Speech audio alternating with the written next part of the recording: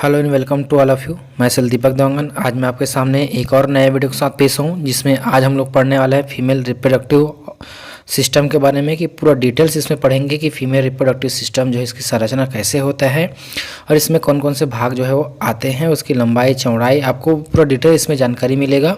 तो इस वीडियो को जो है बिना स्किप किए अंतिम तक बने रहिए, ताकि आपको ज़्यादा से ज़्यादा जानकारी इस वीडियो के अंतर्गत आपको मिल सके।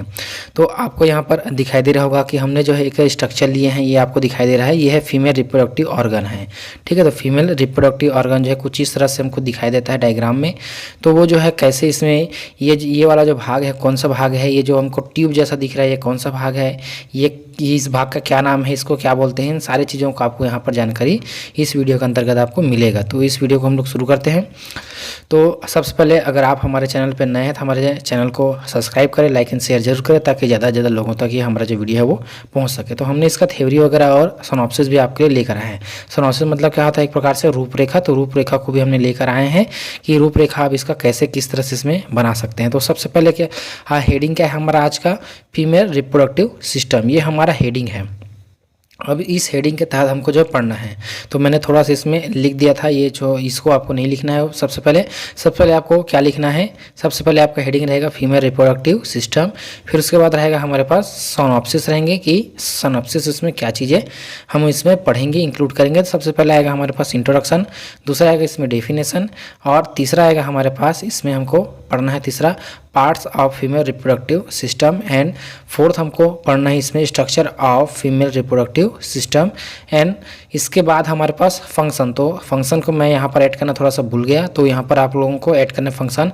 पहला पॉइंट हुआ, दूसरा ये हो गया, तीसरा हुआ, और ये आपके जो है चौथा और पांचवा पॉइंट हो जाएंगे हमारे पास जो है फंक्शन, छठवां पॉइंट होगा कंक्लूजन, एंड जो है सातवां पॉइंट होगा आपका रेफरेंस। ठीक है, तो ये जो है सारे पॉइंट को आपको इसमें ध्यान में रखते हुए इसको बताना है। ठीक, तो इसको मैंने थोड़ा सा पहले लिख दिया था। मेरा सोच ये था कि मैं सिनॉप्सिस नहीं दूंगा, फिर बाद में ख्याल आया कि आप लोगों को सिनॉप्सिस देना चाहिए ऐसा करके। तो फीमेल रिप्रोडक्टिव सिस्टम को दो भागों में बांटा गया है, ये आगे हम इसमें पढ़ेंगे कि कैसे इसको दो भागों में बांटा गया, कितने उसके पार्ट्स होते हैं।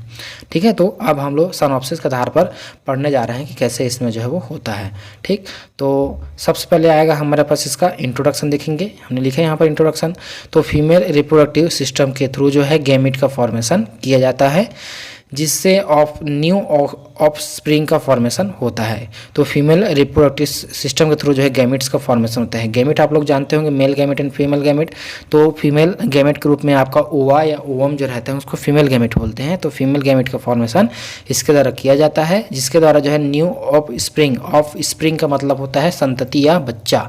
ठीक है, उसी के जैसे संतान की उत्पत्ति होना। तो उसी के जैसे इसमें संतान की उत्पत्ति होगा, किसमें हमारे पास जो है फीमेल रिप्रोडक्टिव सिस्टम के थ्रू। ठीक है, तो फीमेल रिप्रोडक्टिव सिस्टम जो है एक्सटर्नल एंड इंटरनल भागों से मिलकर बना होता है। फीमेल रिप्रोडक्टिव सिस्टम जो है वो आपका एक्सटर्नल एंड इंटरनल भागों से मिलकर जो है बना होता है, जिनको एक साथ जो है फीमेल रिप्रोडक्टिव सिस्टम कहा जाता है। इसमें बहुत सारे हमारे पास हम इसमें पढ़ने को मिलेगा भाग, इसके पार्ट्स हमको पढ़ने को मिलेगा फीमेल रिप्रोडक्टिव सिस्टम में। तो उसको एक साथ जो है आपका फीमेल रिप्रोडक्टिव सिस्टम हम लोग इसमें कहते हैं। अब आएगा हमारे पास इसमें डेफिनेशन, तो देखते हैं डेफिनेशन इसमें क्या बोलते हैं, इसकी परिभाषा क्या होता है। तो फीमेल रिप्रोडक्टिव सिस्टम एक ऐसा सिस्टम होता है जिसके द्वारा नए जीव की उत्पत्ति किया जाता है, और जिसके तहत जो एक्सटर्नल व इंटरनल ऑर्गन आते हैं, या इंटरनल ऑर्गन इसमें आता है। तो ये क्या है, फीमेल रिप्रोडक्टिव सिस्टम एक ऐसा सिस्टम होता है जिसके द्वारा जो है नए जीवों की उत्पत्ति करते हैं। गैमेट के थ्रू जो है नए जीवों की उत्पत्ति किया जाता है, और जिसके तहत आपका एक्सटर्नल एंड जो है इंटरनल ऑर्गन्स इसके अंतर्गत जो है वो आते हैं। ठीक है, अब इसमें हमको देखना है कि इसके पार्ट्स की हमने कितने पार्ट्स में होता है। तो देखो यहाँ पर हमने के parts of female reproductive system की कितने इसके पार्ट्स जो है हमारे पास होते हैं।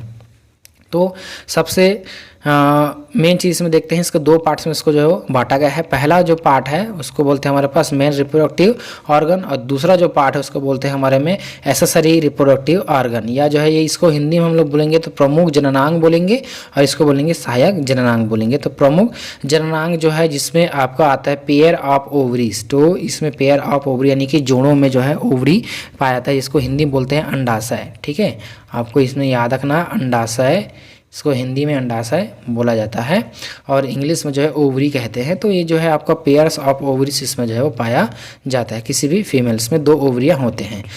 और उसी तरह से हम लोग देखें इसमें एसेसरी रिप्रोडक्टिव ऑर्गन्स में, तो इसमें 2 भाग में इसको बांटा गया है। पहला है हमारे पास एक्सटर्नल जेनेटेलिया और दूसरा होता है हमारे पास जो है इंटरनल जेनेटेलिया।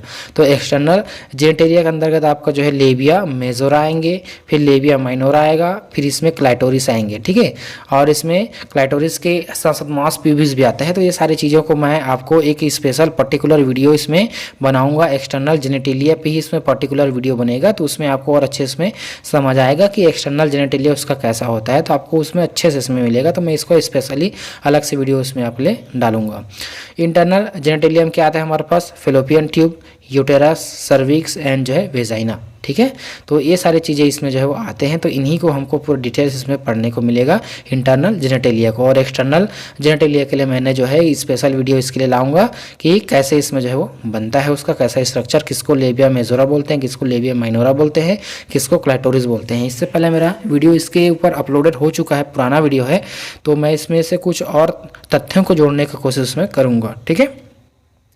तो अब इसमें हम लोग इसका पार्ट्स को हम लोग देखते जाएंगे कि कैसे इसमें जो ये स्ट्रक्चर है, मैं स्ट्रक्चर लिखना यहाँ पर भूल गया। तो ये हमारे पास होगा, हमारे पास स्ट्रक्चर ऑफ इसमें फीमेल रिप्रोडक्टिव सिस्टम, ठीक है। तो इसमें हेडिंग आपको देना है कि फीमेल रिप्रोडक्टिव सिस्टम। तो ये जो है फीमेल रिप्रोडक्टिव सिस्टम के स्ट्रक्चर को अब हम लोग पढ़ने वाले हैं इसमें। तो सबसे पहले हम लोग पढ़ेंगे वेजाइना के बारे में, क्योंकि हम लोग जो नीचे से जाते हैं इसमें, तो वेजाइना के बारे में हम लोग सबसे पढ़ते हैं। तो यहाँ पर जो स्टार्टिंग हमने डायग्राम आपको दिखाया था, इसमें ये जो पोर्सन है उसका, ये वाला जो पोर्सन है, इसमें पेन ले आते हैं पहले, ये वाला जो पोर्सन है, यहाँ तक का जो पोर्सन है, ये इतना जो भाग है इसको बोलते हैं हमारे पास वेजाइना, ठीक है। जो भाग इसको क्या बोलते हैं हमारे पास, इसको बोलते हैं वेजाइना कहते हैं, या इसको हिंदी में जो है आपका योनि के नाम से इसको जाना जाता है, ठीक है। हिंदी में इसको जो है योनि कहते हैं और हमें जो है इसमें इंग्लिश में इसको जो है वेजाइना के नाम से जानते हैं। तो अब इसमें वेजाइना का स्ट्रक्चर आप इसमें देख पा रहे हैं कि इसका स्ट्रक्चर जो है कुछ किस तरह से इसमें बना हुआ है। तो ये जो है उसका वेजाइना का, ये यहाँ से लेकर यहाँ तक पूरा वेजाइना होता है, ये पूरा इसमें वेजाइना है। तो इसी वेजाइना को हमको इसमें देखना है कि कैसे ये जो है वो बनेगा। तो ये पूरा वेजाइना है ऐसा। तो इस वेजाइना में आपको जो है कुछ भाग आपको और दिखाई दे रहा होगा, ये देखो यहाँ से इंटरनल इसकी संरचना। तो ये संरचना क्या है, और इसके अंदर आपको जो है वो लाइनिंग दिखाई दे रहा है इस तरह से, ऐसा। तो वो क्या है, इसको भी आपको पढ़ने को इसमें मिलेगा। तो टोटल आपको क्लियर ही जानकारी मिलेगा विथ डायग्राम। मैंने इसका डिजिटलाइज डायग्राम भी है हमारे पास, तो उस डायग्राम के थ्रू आपको जो इसमें पढ़ने को इसमें मिलेगा पूरा, कि डिजिटल डायग्राम में जिसमें कैसे वो दिखाई देता था। आप यहाँ पर देख सकते हैं पूरा इसका डिजिटल से डायग्राम हमने यहाँ पर इसको बनाया। पहले थ्योरी देखते हैं, फिर उसके बाद मैं इसमें डायग्राम के थ्रू आपको समझाऊँगा। तो सबसे पहले हम लोग देखेंगे वेजाइना। तो वेजाइना क्या होता है हमारे पास, एक प्रकार से जो है इसमें शॉर्ट और जो है फाइब्रो मस्कुलर ट्यूबुलर होता है। ये जो है आपका शॉर्ट रहते हैं, जो है फाइब्रो मस्कुलर ट्यूब्यूल से मिलकर जो है वो बना होता है, ट्यूबुलर रहते हैं, ठीक है। जिसकी लंबाई जो है लगभग आपका 7 से 8.5 सेंटीमीटर रहता है। इसकी जो लंबाई होती है वो है आपका, इसमें पेन को थोड़ा चेंज कर लेते हैं, पेन अच्छा नहीं लग रहा है। तो इसमें जो है इसकी लंबाई जो है आपका 7 से 8.5 तक इसमें सेंटीमीटर में इसकी जो है लंबाई जो है वो होता है, ठीक है। आपको इसमें याद रखना है, ये होंगे शॉर्ट रहेंगे और फाइब्रो मस्कुलर ट्यूब्यूल से या ट्यूबुलर होंगे, जिसकी लंबाई आपका क्या होगा, आपका 7 से 8.5 तक इसकी जो है सेंटीमीटर में इसकी लंबाई होता है। आगे बढ़ें तो इससे जो है आपका बर्थ कैनाल भी कहा जाता है, इसको बर्थ कैनाल भी कहते हैं, ठीक है। और ये जो है शरीर से बाहरी भाग से सर्विक्स तक जो है जाता है, शरीर के बाहरी भाग से सर्विक्स तक जो है वो जाता है। और इसमें जो है आपका वेजाइना जो है आपका स्ट्रेटिफाइड स्क्वामस एपिथेलियम से लाइंड होती है, ठीक है। वेजाइना जो है आपका स्ट्रेटिफाइड स्क्वामस एपिथेलियम, जो टिश्यूज रहते हैं, सेल्स रहते हैं, उससे लाइन होते हैं, जिसको बोलते हैं हमारे पास वेजाइना रगे के नाम से इसको जो है वो जाना जाता है। और यही वेजाइना रगे जो रहता है आपका बर्थ के टाइम जो है वेजाइना को फैलाने में हेल्प जो है वो करता है, वेजाइना को फैलाने में जो है वो हेल्प इसमें करेगा। अब देखते हैं इसका डायग्राम के थ्रू इसको हम लोग देखते हैं, समझने का कोशिश करते हैं। तो ये है पूरा उसका वेजाइना को देखो यहाँ पर, तो पेन हाँ, तो ये रहा हमारे पास जो है यहाँ से लेकर यहाँ तक पूरा ये वेजाइना है, इस तरह से जो है वेजाइना है। तो वेजाइना को हम इसमें अभी हमको देखना है, इसके लिए हम कलर थोड़ा दूसरा कलर का, हरे कलर का यूज़ करते हैं इसमें। तो वेजाइना जो है इसमें आपको दिखाई दे रहा होगा, एक नैरो लाइक यहाँ पर संरचना ऐसा कुछ इसमें दिखाई दे रही है। तो इसमें क्या है, ये पूरा वेजाइना है। तो वेजाइनल के अंदर हमारे पास ये जो है किससे मिलकर बना होता है, तो ये जो है squamous, stratified squamous epithelial tissue से जो है मिलकर बना, इससे लाइनिंग रहते हैं, स्ट्रेटिफाइड स्क्वामस टिश्यू से मिलकर जो है वो बना हुआ रहते हैं। और ये जो बाहर एक्सटर्नल जेनिटल यानी कि बाहर की ओर से जो है अंदर में सर्विक्स तक जो है जाया रहता है। तो यहाँ से आपका सर्विक्स स्टार्ट होता है, तो सर्विक्स तक जो है वो जाए हुए रहते हैं और ये जो है बाहर की ओर वो रहता है, ठीक है।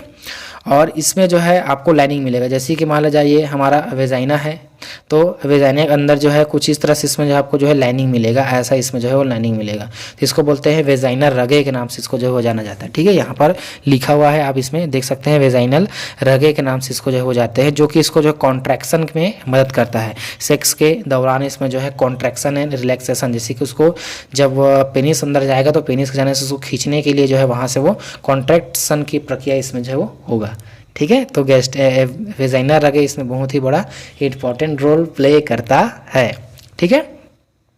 और ये जो वेजाइनल रगे होते हैं, इसी कारण से ये हमें जब बर्थ होता है, चाइल्ड बर्थ होते हैं, उस समय भी ये फैलने का काम करेगा। मतलब इसको जो है वो कुछ इस तरह से दोनों तरफ से इसको फैलाने का काम इसमें वो करेगा। तो इधर भी फैलाएगा इसको और इधर भी वो फैलाने का काम करेगा, तो दोनों तरफ इसको फैलाने का काम करेगा, किसको, वेजाइना को, ताकि वो चाइल्ड बर्थ उससे हो सके।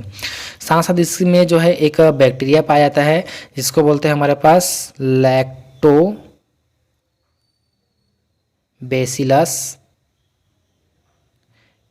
एसिडोफिलस।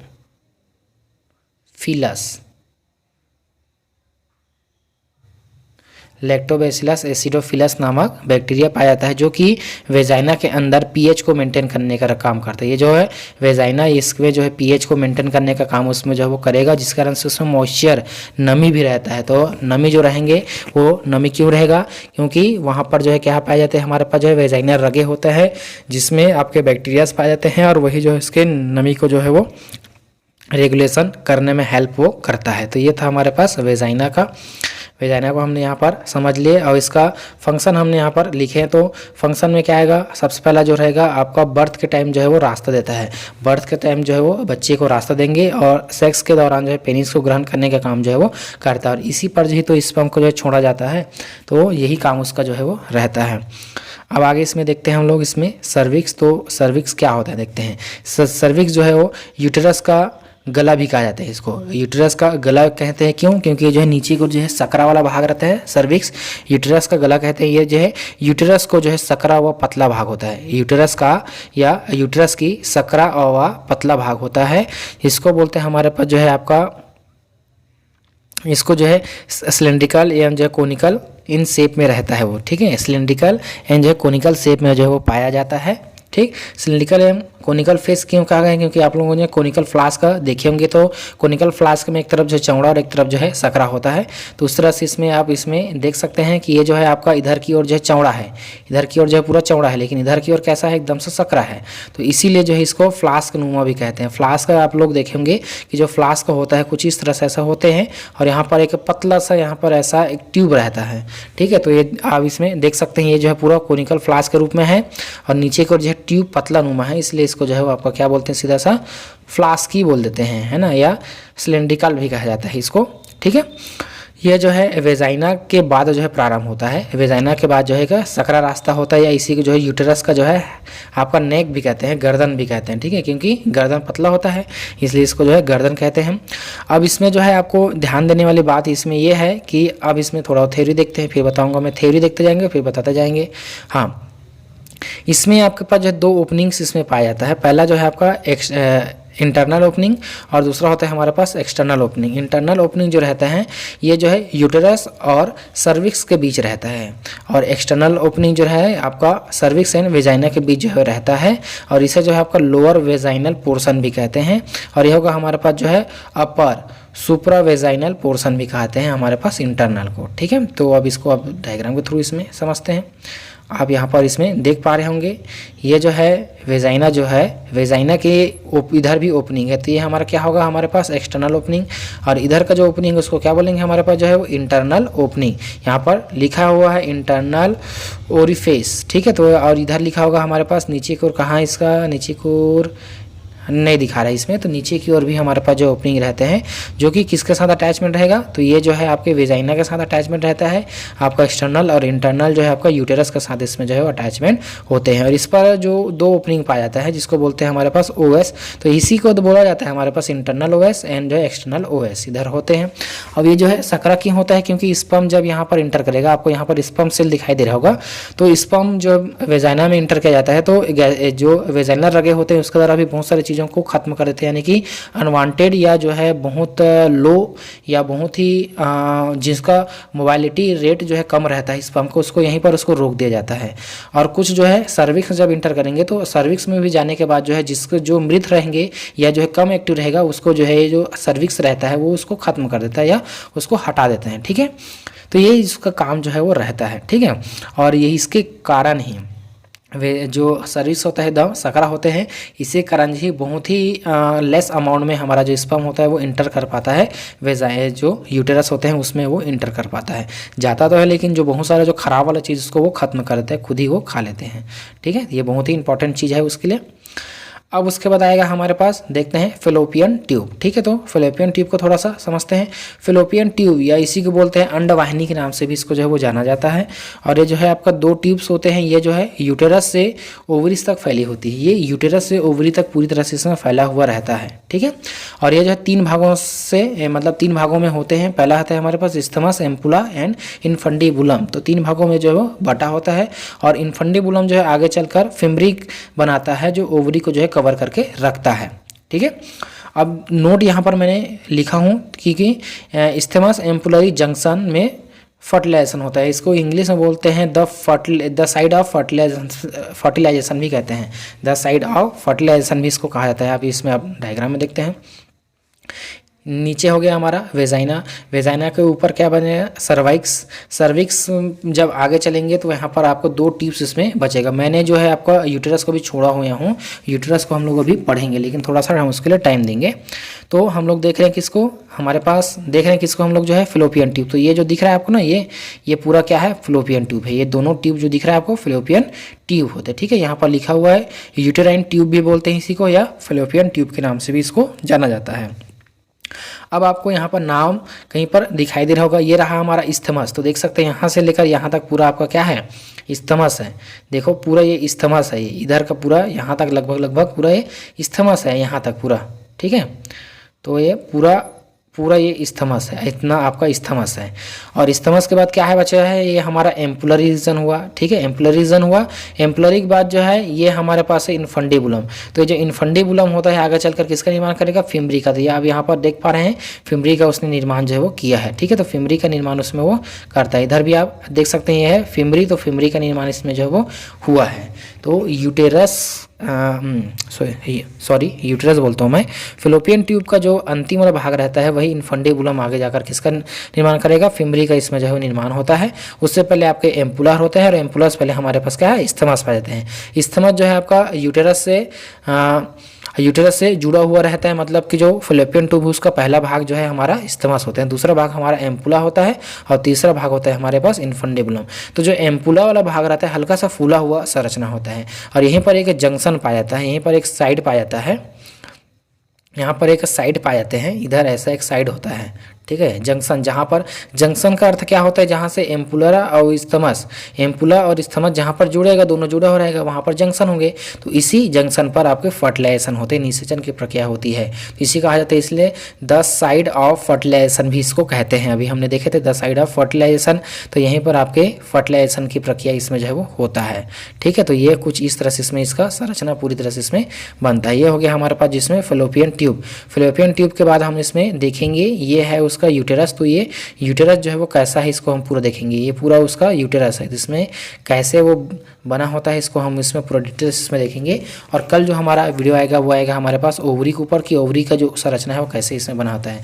यहाँ पर आपने लिखा हुआ देख पा रहे हैं, primary follicle, secondary follicle and mature follicle. तो इतना आसानी से नहीं बनता है, तो इसका पूरा प्रक्रिया है, तो इसको भी मैं अभी बताऊँगा अगले वीडियो जो हमारा आएगा उसमें। तो ये हमारा फेलोपियन ट्यूब तक हो गया। अब हमारे पास फेलोपियन ट्यूब के बाद आएंगे हम लोग इसमें यूटेरस। तो यूटेरस क्या काम करता है इसको हम जानते हैं। तो यूटेरस जो है बहुत ही मेन रोल प्ले करता है किसी भी जीवन के लिए, क्योंकि जीवन में अगर उसको सरवाइव करना है, अगर उसको बच्चे पैदा करने हैं, तो उसके लिए यूटेरस बहुत ही इंपॉर्टेंट रोल प्ले करता है। यूटेरस को जो है वोम भी कहा जाता है, वोम या गर्भाशय के नाम से भी इसको जो है वो जाना जाता है। और यूटेरस के एंटीरियर पोर्शन पर जो है आपका यूरिनरी ब्लैडर एंड जो है पोस्टीरियर पोर्शन पर जो है वो रेक्टम प्रेजेंट होता है, ठीक है। जो हमारा यूटेरस रहते हैं, तो यूटेरस के एंटीरियर पोर्शन पर यूरिनरी ब्लैडर एंड जो है पोस्टीरियर पोर्शन पर जो है आपका रेक्टम प्रेजेंट रहता है। ध्यान रहे आपको, फीमेल के बॉडी में जो है वो यूरिनरी ब्लैडर रहते हैं और ओवम को बाहर आने का जो रास्ता रहता है, दोनों जो है उसमें अलग अलग होते हैं। जैसे मेल के केस में क्या है, स्पर्म को और यूरिन को बाहर आने के लिए एक ही रास्ता होता है, लेकिन फीमेल के केस में जो है दो अलग अलग रास्ते होते हैं। आप यहाँ पर देख पा रहे हैं, ये है, इसमें रुक जाइए, यह है, वहाँ से क्या निकलेगा, अंडे निकलेंगे, यहाँ से ओवम निकलेगा यहाँ से, ठीक है, या मेस्टुलेशन होगा, एमसी निकलेगा यहाँ से। लेकिन यह है उसका क्या है, यूरिनरी ब्लैडर है, तो यहाँ से आपका क्या निकलेगा, यूरिया निकलेगा फीमेल का, ठीक है। तो फीमेल का यूरिया जो है यहाँ से निकलेंगे और इस नीचे वाले से क्या निकलेंगे, मेस्टुलेशन होगा और इसी से वो आपका एमसी जो है यहाँ से वो निकलेगा। तो दोनों का जो रास्ता होता है वो दोनों का अलग अलग इसमें जो है वो होता है। तो इसके जो एंटीरियर पोर्शन रहता है उस पर पाया जाता है यूरिनरी ब्लैडर और पोस्टीरियर पोर्शन में पाया जाता है रेक्टम। तो ये उसका रेक्टम यानी कि मलाशय होता है जहाँ से मल बाहर निकलता है। तो रेक्टम जो है पोस्टीरियर रीजन पर होते हैं और एंटीरियर रीजन पर यूरिनरी ब्लैडर रहता है और सेंटर में आपको पाया जाता है वेजाइना जो है इसमें वो प्रेजेंट होता है, जहाँ से जो स्पर्म वगैरह है वो पास होता है, स्पर्म को अंदर डाला जाता है। ये सारे इसमें जो है प्रेजेंट होते हैं। आपको यहाँ पर और कुछ चीज़ दिखाई दे रहा होगा, आपका लेबियम लिखा है, मेजोरा, फिर है लेबियम माइनस, फिर है क्लाइटोरिस, वेजाइना, ये सारी चीज़ इसमें लिखा है। तो इसको मैं पूरा डिटेल्स वीडियो लेकर आऊँगा, तभी आपको इसमें वो समझ में आएगा। यहाँ पर लिखे हैं यूटेराइन ट्यूब। यूटेराइन ट्यूब को ही आप में क्या कहा जाता है, आपका फेलोपियन ट्यूब भी इसको कहते हैं। और ये जो आपको दिखाई दे रहा है ये पूरा ओवरी है और ये है यूटेरस है। तो आपको एक घुमा हुआ स्ट्रक्चर आपको यहाँ पर दिखाई दे रहा है, तो ये है इसमें यूटेरस है, ठीक है। इस डायग्राम की आवश्यकता हमको अभी और पड़ेगा, पहले थोड़ा थ्योरी देख लेते हैं, ठीक है। अब जो हमारा ये, तो यहाँ तक हम लोग समझ गए कि ये जो है वो कैसे होते हैं। अब देखते हैं ये जो है आपका एंटीवर्सियन होता है, ठीक है, एंटीवर्सियन होते हैं और जो है आपका एंटी फ्रैक्शन होते हैं। एंटीवर्सियन एंड एंटी फ्रैक्शन का मतलब ये होता है, ये जो है वो एक साइड से आपका क्या होगा, थोड़ा सा मुड़ा हुआ और पीछे की ओर देखो यहाँ से क्या हो रहा है, यहाँ से पीछे को जो है मुड़ा हुआ है एंड जो इधर जो है वो थोड़ा सा दबा हुआ है, ठीक है। इसीलिए इसको जो है एंटी फ्रैक्शन एंड जो है आपका क्या बोला जाता है, इसको जो है एंटीवर्सन इसको जो है वो कहा जाता है, ठीक। और इसका जो वेट रहता है, इसका वेट हमने लिखे हैं आपका 30 से 40 ग्राम इसका जो है वेट रहता है यूटेरस का, ठीक है। यूटेरस का वेट जो है आपका 30 से 40 ग्राम का रहता है। और इसका जो है लंबाई की बात करें तो इसका जो रहता है 7.5 सेंटीमीटर लॉन्ग ये जो है वो होते हैं और 5 सेंटीमीटर जो है इसका विड्थ होता है ना, 5 सेंटीमीटर वाइड रहते हैं एंड जो है आपका इसका जो वॉल रहता है आपका 2.5 सेंटीमीटर थिक रहता है, यानी कि 2.5 सेंटीमीटर ये जो है वो मोटा रहते हैं, ठीक है, यूटेरस का उसका वॉल, ठीक। तो ये इसका ये वॉल वगैरह है, इसका मोटाई वगैरह को हमने पढ़े हैं। अब इसके पूरे भाग को भी हम लोग इसमें पढ़ेंगे। अब इसमें हम लोग बात करें कि यूटेरस जो है वो कितने हमारे पास भागों में हमको दिखाई देता है। तो यूटेरस जो रहते हैं हमको लगभग आपको 3 भागों में दिखाई देगा। पहला होगा आपका फंडस, दूसरा होगा बॉडी और तीसरा होगा हमारे पास सर्विक्स, ठीक है। तो सर्विक्स को हम लोग पढ़ लिए थे, ये जो है यूटेरस का निचला हुआ भाग रहता है, ठीक है। फंडस क्या होता है, आपका यूटेरस का जो ऊपर वाला पार्ट होता है जहाँ पर फेलोपियन जो है ट्यूब इंटर होता है, फेलोपियन ट्यूब जो है इसमें इंटर करते हैं और यह जो है आपका डोम शेप का होता है, डोम शेप का जो है वो पाए जाते हैं। तो आप इसमें डायग्राम में देख पा रहे होंगे। तो ये जो है आपका ऊपर की तरफ जो है उठा हुआ भाग है, ये ऊपर की तरफ उठा हुआ भाग है, इसको बोलते हैं हमारे पास फंडस ऑफ यूटेरस भी कहा जाता है। इसमें उठा हुआ भाग रहता है जिसके द्वारा आपका इसका फेलोपियन ट्यूब या यूटेराइन ट्यूब जो है इसके साथ जो है जुड़ा हुआ होते हैं और इसका जो स्ट्रक्चर होता है डोम लाइक होता है, फूला हुआ होता है ना, इस तरह से इसका संरचना होते हैं। अब देखते हैं इसके बाद बॉडी हमने लिखे हैं। तो बॉडी कहाँ पर होता है आपका फंडस के नीचे व जो है सर्विक्स के ऊपरी भाग को जो है बॉडी कहते हैं। सर्विक्स के ऊपरी और जो है आपका फंडस के नीचे वाले भाग को बॉडी कहा जाता है और इसी में जो है आपका एम्ब्रियो का जो है इम्प्लांट होता है, एम्ब्रियो का जो है रोपण इसी के द्वारा होता है। तो आप यहाँ पर देख सकते हैं ये जो है इसका बॉडी वाला भाग है, देख सकते हैं पूरा बॉडी वाला भाग है ये नीचे का। तो इसी जो बॉडी वाला भाग है, ये जो बॉडी वाला भाग है यहीं पर जो है इम्प्लांटेशन जो है वो होता है। यहीं पर इस साइड में होगा या तो इस साइड में होगा, या तो यहाँ पर या तो यहाँ पर उसका इम्प्लांटेशन जो है वो होते हैं। दोनों में से किसी एक भाग पर उसका इम्प्लांटेशन देखने को मिलेगा, या तो इधर वाले साइड में होंगे या तो इधर वाले साइड में जो है वो होता है। अब इसके लेयर्स के बारे में देखेंगे कि कितने लेयर्स में जो है पाए जाते हैं। तो आप लोगों ने बहुत बार सुने होंगे कि यूटेरस जो है वो 3 लेयर से मिलकर बना हुआ रहता है। पहला जो रहता है उसको बोलते हैं हमारे पास पेरीमेट्रियम, दूसरा है मायोमेट्रियम एंड तीसरा है एंडोमेट्रियम। तो इसको भी हम डिटेल्स इसमें पढ़ेंगे। तो सबसे पहले हमारे पास आएगा इसमें पेरीमेट्रियम देखेंगे। तो पेरीमेट्रियम जो बाहरी संरचना होता है, जो बाहर से पूरे भाग को जो है वो ढककर रखा रहता है, बाहर से जो है पूरे भाग को ढककर रखते हैं। मतलब हमारा फीमेल के बॉडी में जो उसका रिप्रोडक्टिव सिस्टम है उसको वो पूरी तरह से ढककर जो है वो रखता है। अब इसमें यहाँ पर जो है 2 पॉजेस इसमें प्रेजेंट होता है। यहाँ पर हमने लिखे हैं विस्को यूटेराइन पाउच, जो कि आपका पेरिटोनियम लेयर जब वो यूटेराइन या यूरिनरी ब्लैडर को भी लाइन करती है तब ये पाउच हमारे पास जो है वो बनता है। यानी कि इसको विस्को यूटेराइन पाउच जो है कब बनेगा, जब उसको जो है यूरिनरी ब्लैडर को जो है वो लाइन करेगा तब उसमें जो है बनता है। तो इसमें डायग्राम के थ्रू आप इसमें देख सकते हैं, ये आपको यहाँ पर दिखाई दे रहा होगा। ये जो हमारा पेरिटोनियम का पेरीमेट्रियम का जो लेयर है, पेरीमेट्रियम का लेयर जो है यूरिनरी ब्लैडर को भी यहाँ पर एक थोड़ा सा इसको घेरे हुए है, जिसके कारण से यहाँ पर एक पाउच का निर्माण हो रहा है। जिस कारण से इधर जो है एक पाउच का कुछ इस तरह से इसमें जो है ऐसा इसमें पाउच का निर्माण इसमें हो रहा है। थोड़ा मिस्टेक बन गया, इस तरह से इसमें जो है एक पाउच का निर्माण ऐसा हो रहा है। तो इसको यहाँ पर लिखा है, क्या लिखा है हमने यहाँ पर, विस्को यूटेराइन पाउच के नाम से इसको जो है वो जाना जाता है। तो 2 यहाँ पर पाउच बनते हैं और एक जो है कहाँ पर बनेगा, पीछे की ओर जो है इसमें बनता है। तो आपको यहाँ पर दिखाई दे रहा होगा, यह है पेरीमेट्रियम लेयर और यह है उसका रेक्टम का, है ना। तो रेक्टम और पेरीमेट्रियम लेयर के बीच भी यहाँ पर एक पाउच का निर्माण हुआ है। इस तरह से इसमें एक पाउच बना है। तो ये जो पाउच है इसको बोलते हैं हमारे पास रेक्टो यूटेराइन पाउच के नाम से इसको जो है वो जाना जाता है, जो कि कहाँ पर बना है, रेक्टम और जो है आपका यूटेरस के बीच में जो है वो बना हुआ है। इसीलिए इसको जो है आपका क्या बोलते हैं, रेक्टो यूटेराइन पाउच, और इसको बोलते हैं हमारे पास जो है विस्को यूटेराइन पाउच के नाम से जानते हैं, जो कि कहाँ पर बनता है, यूरिनरी ब्लैडर एंड जो है आपका किसके बीच बनता है, यूटेरस के बीच बना हुआ है। कुछ इस तरह से इसमें काला कलर का थोड़ा सा इसमें दिखाई वो दे रहा है छोटा सा, तो वही उसमें पाउच है। इधर का जो है थोड़ा सा बड़ा हमको दिखाई वो दे रहा है। तो ये है पूरा क्या है, रेक्टो यूटेराइन पाउच इसको कहा जाता है। ठीक है, हाँ ये हो गया। अब उसके बाद दूसरा इसमें हमारे पास आएगा, दूसरा जो है जिसको बोलते हैं मायोमेट्रियम, जो कि आपका मसल से मिलकर बना होता है। मायोमेट्रियम जो है आपके मसल से मिलकर बना होता है और ये बीच की लेयर होता है जो कि सबसे ज़्यादा थिक होता है, सबसे ज़्यादा मोटा होता है। इसमें ब्लड वेसल और जिसमें नर्व्स इसमें जो है प्रेजेंट होते हैं, ब्लड वेसल एवं जो है इसमें नर्व्स, इसमें नर्व फाइबर इसमें जो है वो पाया जाता है। ठीक है, ब्लड वेसल से नर्व फाइबर्स इसमें होते हैं। तो आप यहाँ पर देख सकते हैं इसमें डायग्राम के थ्रू, बाहर की ओर जो है उसको बोलते हैं, बाहर की ओर जो है इसको बोला है हमने, लिखे हैं यहाँ पर लिखा है, कहाँ पर गया, नहीं लिखे हैं क्या, इसमें लिखे नहीं शायद। तो ये जो बाहर का जो लेयर है, ये वाला जो लेयर है, इसको इसमें बोलेंगे हम लोग पेरीमेट्रियम, और पेरीमेट्रियम के अंदर आपको मिलेगा मायोमेट्रियम, और मायोमेट्रियम के अंदर मिलेगा आपको एंडोमेट्रियम। तो जो गहरे का लाल कलर में आपको जो दिखाई दे रहा है वो है आपका एंडोमेट्रियम का लेयर। तो एंडोमेट्रियम आपको अंदर में मिलेगा। अब सबसे मेन लेयर जो है उसको उसी को बोला जाता है हमारे पास एंडोमेट्रियम की लेयर। तो इसी एंडोमेट्रियम की लेयर को हम इसमें पढ़ेंगे कि कैसे इसमें एंडोमेट्रियम की लेयर बनता है। तो एंडोमेट्रियम लेयर अब देखते हैं।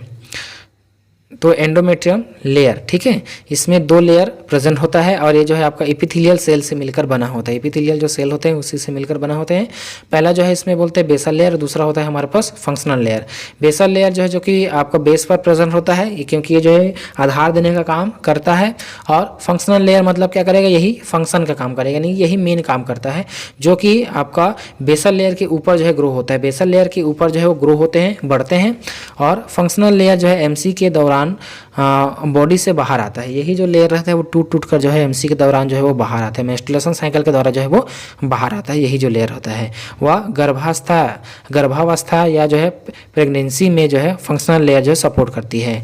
अगर मेंस्ट्रुएशन नहीं होता है, गर्भधारण हो जाता है, यानी कि प्रेगनेंसी होते हैं, उस समय ये जो है वो उसको सपोर्ट करने का काम करता है। फीटस को, भ्रूण को जो है वो सपोर्ट करने का काम उसमें वो करता है।